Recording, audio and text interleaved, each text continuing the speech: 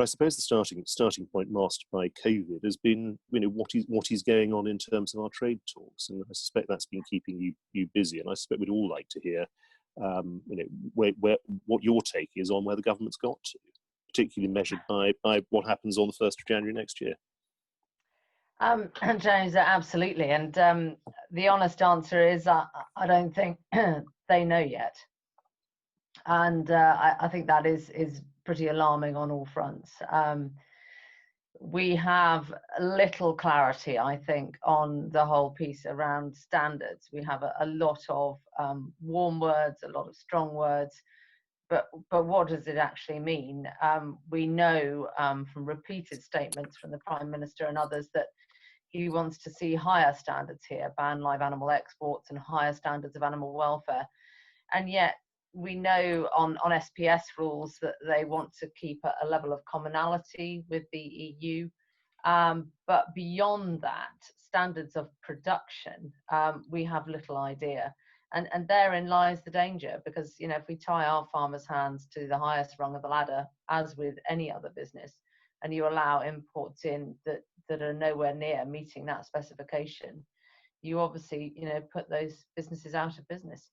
So I think this is a negotiation. I think it is a defining moment for the Conservatives. It's no longer about leave versus remain. It's about the values of global Britain. And as I say, I think it is undecided, and it will only be number 10, actually, that will come down on one side or the other. The real test will come, James, when the agricultural bill comes back into the Commons. I'm very confident that there'll be quite a lot of amendments. There'll certainly be an amendment around the gene editing that goes down. There'll be amendments that I call sort of a package of COVID amendments on measuring self-sufficiency, food security, monitoring the tail, if you like, of transition into the new system. And then there'll be two amendments, I think, on standards. One will probably be a strengthened version of the Parish 4 amendment, wanting all imports to be produced to the same standard. Another one will probably be around our commission, which is really to develop policy on trade and make sure that, basic things like, there is a legal requirement for us to have light in our poultry sheds. That does not exist in other countries. Do we want to make sure that requirement is there? Yes, because our consumer expects it of our farmers, and it would be undermining them if that wasn't in there. So this is very complex and very challenging. So I think there's all to play for, but it's why we all need to be lobbying our MP. I mean, the bill is an enabling bill, and isn't there? It's setting out, in a sense, sort of shape, framework, and principles rather than a lot of the devil in the detail. And I guess it's those.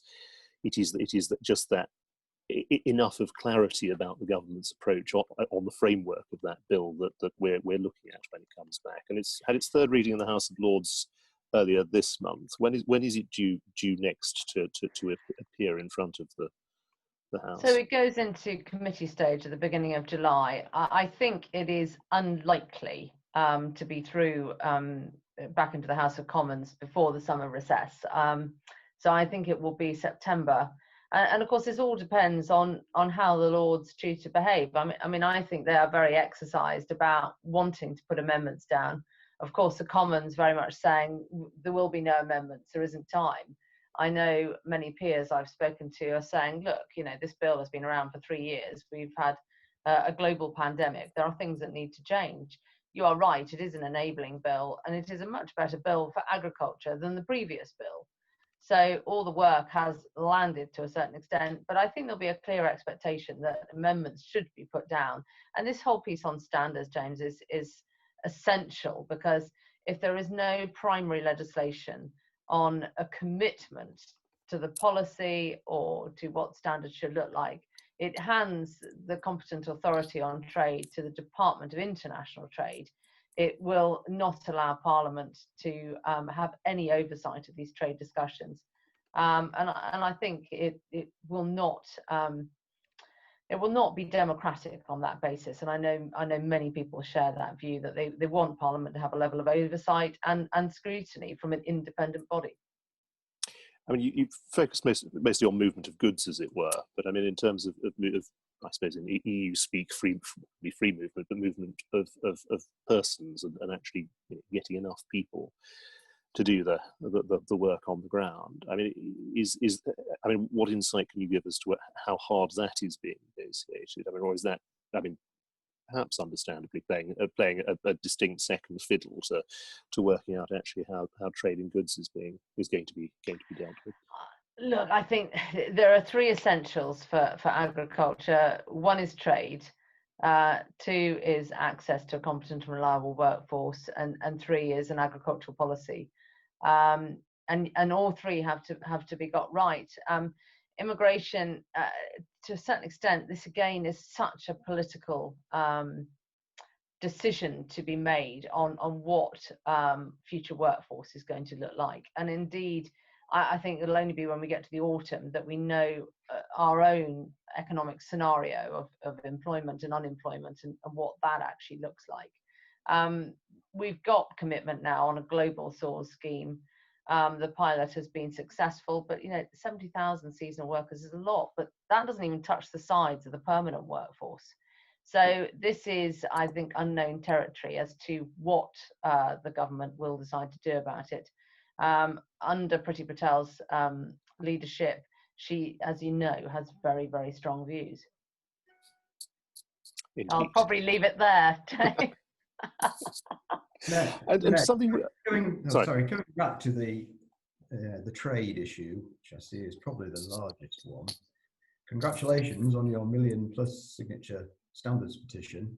What I was really interested to see there is we've got a lot of support from sectors that we generally wouldn't, and widening that into those other lobbying groups and the general public. Have we got to move to sort of push for that? Because I'm sure the government will always support cheap food because cheap food gives them votes, but they have to listen to their people. So if we can get that further far and wide beyond what's seen as an agricultural issue, do you think there's some merit in that and time in that before we get this back into the Commons? Look, it was always very clear to me that we were only going to win this in the court of public opinion, if you like. The farming voice was never going to be big enough to have impact. So it was very important to bring the environmental NGOs on board and consumer groups. And that has happened. And it is a very, very powerful coalition with all farming organisations, all environmental NGOs and all consumer groups. And then you've had the likes of Jamie Oliver, Jimmy Doherty and the culinary chefs recently, Rick Stein, Raymond Blanc and others really speaking out. So this is powerful, and you're right, 1 million people, it's a lot of people, and it was 1 million people in 2 weeks. I've got a meeting with number 10 officials on Monday to try and prepare for a meeting with the Prime Minister on this very subject. Now, whether he will agree to that, I just don't know, but there is a huge public swell of support out there. And the very interesting one, I don't know how many people have seen the Mail on Sunday. Obviously, they published this open letter from Jamie Oliver, but their polling in the Mail really shows the government has got this wrong, that people absolutely value the countryside in farmers' role in caring for the countryside and landscapes, and they want to see farming have a thriving future, and they don't want to see that undermined in trade deals. So it's a very strong and powerful message. I think the challenge is, what does government do about it? And they are hardening their line without a doubt.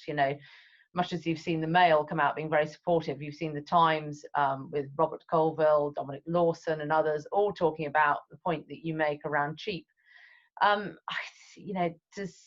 You're talking about a few pence. The biggest challenge to food prices is actually not having a good deal with Europe, because that then is, we are going to have friction. That's now clear. We're going to have friction. So that is going to lead to more cost to consumers. The danger in a no deal scenario is that they will have to probably obliterate the tariff wall from the UK side, which is going to allow imports in. We're going to face that high tariff wall going out. So it's a very difficult picture, but we've got the most affordable food in Europe, third most affordable food in the world. How much cheaper do they want it to be, and at what price? That's the challenge. I think trade on food has been, the UK has been incredibly successful there. We've done it. Can I just, I've just unmuted Vicky Corridon. She's got a question about buying local, or maybe just some thoughts on it that the panel might want to then contribute to. But Vicky, do you want to say what you put in the chat? Yeah, my question is just really, now people seem to be really for buying local. So rather than just concentrating on trying to be the cheapest, which we're never going to be in a global market, you know, isn't now the right time to really push to, you know, buy British, buy local, while people are for that, you know, while they're not for having imports from different countries, and make a real issue, you know, that you don't know the standards of food being produced elsewhere. We know the standards of food being produced here, and just have a real push for people to buy from their own country. Other countries do this very, very successfully and really support their own, and we don't seem to do it very well. I just add into that, with the impending Brexit, just how much do you see, Minette, as having an opportunity to release our support British, buy British logos, etc.? Because I'm sure back in EU times we have been withheld on what we can do, but we must be getting more opportunity for that as we go towards Brexit and obviously post-Brexit. What can we and can't we do? Yes, absolutely, and I think the point that Vicky makes around buying local, we have to restructure our food system. I have no shadow of doubt about it. It's been controlled effectively by the big retailers, and to a certain extent, we've lost a level of re-regionalisation on food, but it is there, and Lincolnshire, you showcase it as well as anywhere. You know, we've got the microbreweries, we've lost a lot of the small abattoirs, but that can come back. We will have to rebuild our critical infrastructure at a local level. But trade, you know, we're talking weeks to get this right, months to get this right. It's a very short period of time. You know, if the agriculture bill isn't back at the end of or mid-July, it'll be back in September. And if we don't get that bit right, you know, all the Commonwealth countries, agriculture is the first part of that trade discussion. The US, because President Trump wants to get elected, agriculture is the forefront of that trade discussion. Agriculture for us is just, there isn't one page of A4 on what the scrutiny looks like or what the offer is. So the focus, and sorry to sound like a broken record, but the focus has to be on getting this initial bit right. And I think there's huge opportunity now. We mustn't let the legacy of COVID be lost. And we must build back to a more localized agenda, which gives farmers control of end to end. You know, they're going to have to manage risk in a completely different way, because we're not going to have the level of direct support. It's going to be a completely new public monies for public goods package. So this means real serious change over a 10-year period. And of course, we want to be world leaders in producing carbon neutral food by 2040. That's the big ticket in all of this. And I don't know, have you heard Carney talking yesterday, but it was really interesting how he sees rebooting and rebuilding the economy on the whole green and sustainable agenda. I think we fit perfectly into that. Not if they sacrifice us in trade. We've got to get that bit right, Philip. Minette, the US there seems the perfect time. Just to Chris Behag has a question on production standards. Yeah, thank you. Minette, my communications with my local MP have all been about, he's been referring to standards of production, standards of safety rather than standards of production. And it's a very cleverly worded communication where they're saying they're not going to allow food in that's not safe, which is not the same thing. My question really is, from what I read, we can't stop these imports of, say, chlorinated chicken or hormone raised beef. We can't really stop them coming into the country. Are we looking to be able to use the same production standards, or are we still trying to keep it out? Chris, this is actually at the very heart of it. and that's the point I made at the beginning. You know, if they were allowing a level of commonality, but the worst of it is they seem to want to keep a lot of European regulation and enhance it, and then allowing, you know, if you look at a US-UK trade deal, there's talk of tariffs on potentially chlorinated chicken and things that don't meet our standards. The Americans will not do that. The Americans do not do trade deals with tariffs. They had the trade deal with Japan. They had a small tariff on beef, but that was it. So it's all very well, you know, we have talked that, but the Americans won't go for it. And it is the weasel words. I mean, that is what is really annoying me a lot at the moment, is just say it how it is. You know, if you want to crack on and have these trade deals, please be honest with people and make it very clear. But this constant maintaining, we're not going to undermine our farmers. Well, you are, if you won't go there on production standards, because you can't tie our farmers' hands behind their backs and say you have to, by the letter of the law, do X, Y, and Z, but we're not going to mind what comes in. It's a real danger, and it's exasperating. But there are many supporters. So, you know, I'm talking to MPs at the moment who want to write a letter to the Prime Minister. The agricultural bill was the first rebellion since the election. This will be the defining moment for the Conservatives, and we don't know yet which way they'll jump, but it is the defining moment, Chris, and we have to get this bit right. And Stuart, if I could just add to Manette, you mentioned earlier that you know, it was inevitable we'd have tariffs on stuff going out but not coming in. Could you just go a bit further on that? Why is that inevitable, and why is it just? Well, if you go back to the original tariff schedule, I mean, what they should always have done, I believe, with Europe was to have full reciprocal tariffs in place, because that is how you negotiate from. I asked George Eustace the other day, in a no-deal scenario, will you make sure you keep reciprocal tariffs in place? To which he said, well, that would be my preferred option, but I don't think it will be others, because they won't want to see any food inflation. And that's the critical point, Chris. I mean, they should keep them in place, because eventually then we will get to a place where we harmonise it. The danger is if we capitulate and just allow in product early on, it's, you know, leaving with a no deal and having no tariff wall will give everybody open access, and that's the challenge. I've got, just as we're trying to round up here, I've got Steph trying to call us back into the main room, but I can see Simon waving his hands, just trying to say one last thing. So Simon, if you've got one quick question, and then Manette, could I ask you just to sum up on your thoughts from the last 20 minutes or so, and we'll all head back into the main room for the second set of discussions. Very briefly, more of an observation. Back after Foot and Mouth in 2001, we set off in Lincolnshire with a thing called Select Lincolnshire, which is all about buying local and using. The trouble with Lincolnshire is we're so good at producing food, we can't actually eat it all. So local is part of that equation, but we've actually also got to export to the rest of the UK and hang on to Europe, because without Europe, we are in a very poor position.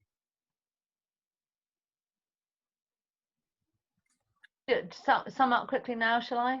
Yes, please.